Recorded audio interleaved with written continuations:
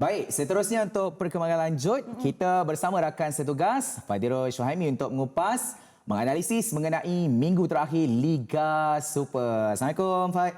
Waalaikumsalam, Zaki dan juga Su. Alhamdulillah, semalam dekat Kuala Terengganu, hari ini di KL. Okey. Kita jarang jumpa dia sebenarnya. Kan, walaupun satu office. Perjalanan agak panjang sebenarnya. Itulah. Tapi dah hujung-hujung season. Okey, Baik. Zaki. Sebenarnya kita ada perlawanan yang agak menjadi tumpuan lah antaranya juara Liga Super. Lepas tu derby Kota Baru sebenarnya. Dan kita juga nak melihat Sabah dan juga Kedah Darul Aman. Dan dalam banyak-banyak aksi ni, mana yang paling mencuri tumpuan, Fad? Okey, kalau tanyakan kepada saya secara peribadi, Zaki dan juga Su, saya memilih perebutan di kedudukan 6 terbaik sebenarnya. 3 pasukan, seperti mana laporan saya tadi, Kuala Lumpur City, Terengganu dan juga PDRM. Menarik sebab, okey, kita dah tahu juara. Yes.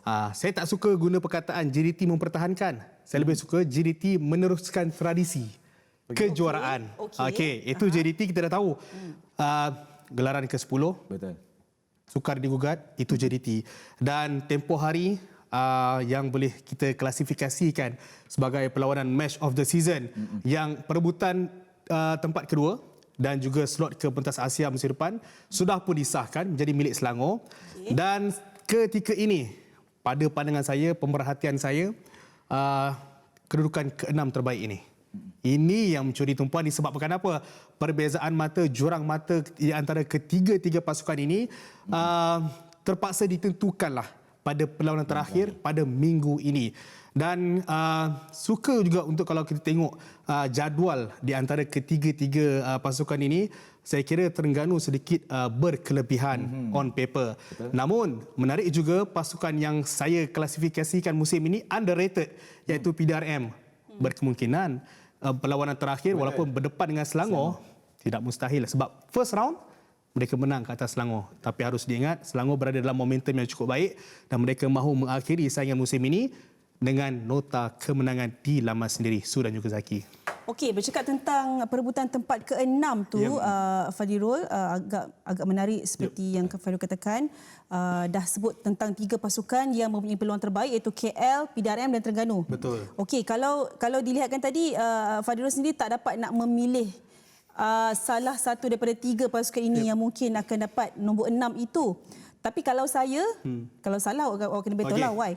Kalau saya rasa mungkin peluang itu lebih kepada PDRM dengan semangat mereka hari itu, MFL Challenge Cup. Dan mungkin juga sedikit kerana Selangor sudah pun mungkin selesa. Settle down.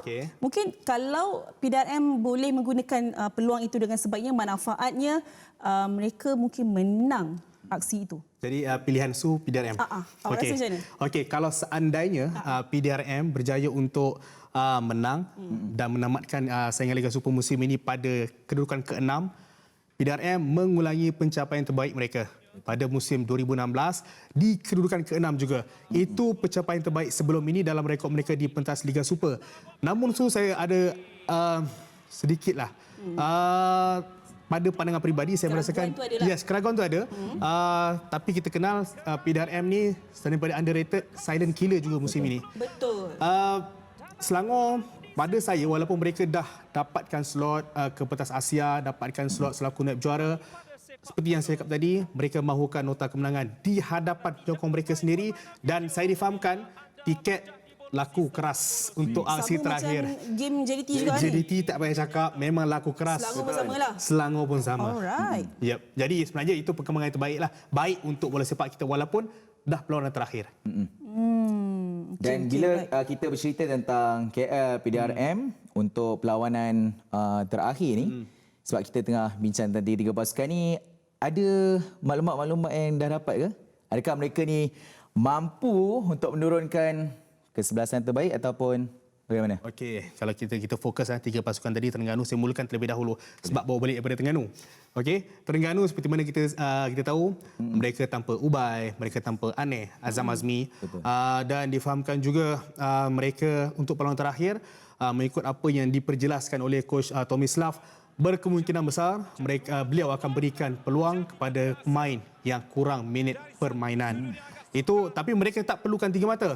Jadi saya kira pemain seperti Syami Zamri, pemain seperti mungkin tidak keterlaluan untuk saya katakan antara pemain yang mungkin beraksi kali terakhir selaku pemain Terengganu, antaranya seperti Adisak Kraison, antaranya Sador Kulmatov mungkin itu akan diberikan peluang disebabkan kalau di bahagian backline itu kita tahu mereka tidak ada Ubay, tidak ada Aneh dan mereka ada Safwan Mazlan akan kekal dan tidak mustahil juga Su dan juga Zaki penjaga gol muda yang melakukan debut ketika AFC tempoh hari Said Muhammad Nasrul Haq akan sekali lagi diberikan tanggungjawab untuk asis terakhir Liga Super untuk KM Terengganu. Sementara untuk PDRM mereka juga apa yang saya dapat info mereka ada skuad terbaik untuk berdepan dengan Selangor.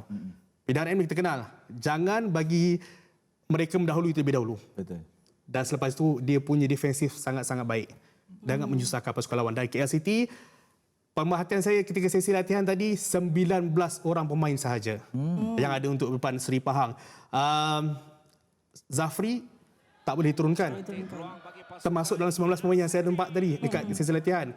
Dan saya difahamkan juga Arif Syakirin yang menjadikan gol kemenangan ketika mereka menewaskan Kuching City juga terpaksa diketepikan akibat masalah kesihatan. Jadi tak banyak option sukar sebenarnya. Sebab tu Nenad ada bergurau dengan saya tadi.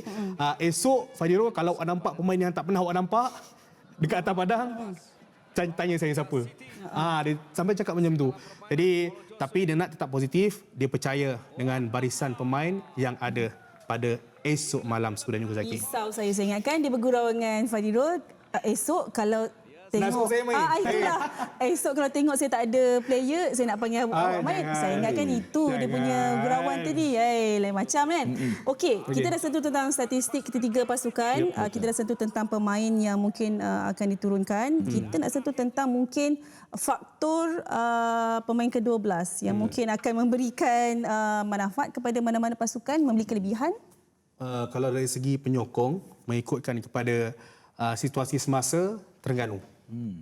Sebab kita tahu PDRM fanbase tak besar kan, beraksi di MBPJ sudah pasti penyokong Selangor lebih ramai dan KL City juga kita tahu ada penyokong tapi kehadiran mungkin dengan beberapa prestasi yang boleh kita katakan memuaskan musim ini tak konsisten sebab tu Nenad juga tadi dia menyerulah Nenad juga Mak Azizi menyeru kepada penyokong KL skuad warga kota ni hadir beramai-ramai untuk aksi terakhir besok malam. Berilah sokongan untuk kali terakhir pada musim ini kerana penting kita tahu tanpa penyokong siapalah tim, siapalah pasukan. Jadi Terengganu saya kira mempunyai kelebihan dari segi pemain ke-12. Namun harus diingat lawan mereka Perak. Banyak juga fan kan? Banyak fan tapi Perak punya game plan kena ingat under Yusri Cik Lah. Betul, yang baru ni agak luar biasa sebenarnya. Yes. Itu antara yang mungkin yang perlu menjadi diperhatikan. turning point ataupun faktor utamalah untuk aksi terakhir pada minggu ini. Okey, saya pasti awak nak tahu tentang pasukan JDT belah selatan. Ya. Silakan. Dan bila cakap pasal JDT ni, mereka akan dikalungkan trofi Johor Liga Super dah. Ada tak dapatan-dapatan fight untuk situasi yang akan berlaku selepas game rentang Penang nanti? Ada persembahan ke? Okey. Biasa kan tradisinya ada firework kan. Tahun lepas saya di SSI untuk aksi terakhir. Teringat saya pada ketika itu berdepan dengan Sabah. JDT menang dan ketika itu artis saya tak ingatlah tapi international artis bukan calang-calang. Tapi untuk besok Zul di sana. Dan saya difahamkan juga seawal 8.30 pagi pelbagai aktiviti sudah pun Awak tak sempat tengok ke ni? Tak. 8.30 pagi sudah pun direncanakan oleh pihak pengurusan JDT untuk beri ruang dan peluanglah buat barisan penyokong mereka yang selama ini menyokong pasukan untuk bersama-sama meraihkan tradisi kejuaraan JDT. Bukan kekalkan tapi meneruskan tradisi. 10 kali 10 tahun pasukan mana yang boleh beat rekod ini selepas ini? 50 tahun, 100 tahun, siapa tahu. Jadi pesta lah besok untuk rakyat Johor. Sesuatu yang saya nak katakan kita boleh label seperti festival. Carnival. Perayaan. Untuk rakyat JDT lah senang cerita. Adakah mungkin ada sesuatu yang special, ada perarakan? Itu sudah pasti. Sudah pasti. Dan saya difahamkan juga Johor ada cuti khas kan? Untuk Piala Malaysia itulah. Untuk Piala Malaysia itulah. So yang esok ni mesti sesuatu yang luar biasa luar juga biasa. untuk Jadi, saingan ini Liga dia Super. tiket satu pun legasi sebenarnya. Tiket pun laku keras. Tapi yang dapat tiket tu jangan jual balik. Jangan jual balik. Kesian. Tapi Suran Jangan Zaki, jual double tak. besok kita ada live juga kan? Pesta. Betul. Selepas perlawanan di sebelah petang, di malam juga kita ada siaran secara langsung eksklusif kita bawakan untuk penyokong-penyokong Liga Bola Sepak Tempatan. Itu sudah pasti. Fad, jadi anda semua kena teruskan bersama dengan Surina. Fad tahun ni tak dapat pergi. Tapi tak apa, kita bagi Abang Long. Kita bagi Abang Long Abang Long bawa balik Korea. Yes, bagi dia. Bagi dia kerja lebih Dia kerja lebih sikit. Baik, terima kasih Fadil. Terima kasih. Baik, sama-sama Baik. Zaki.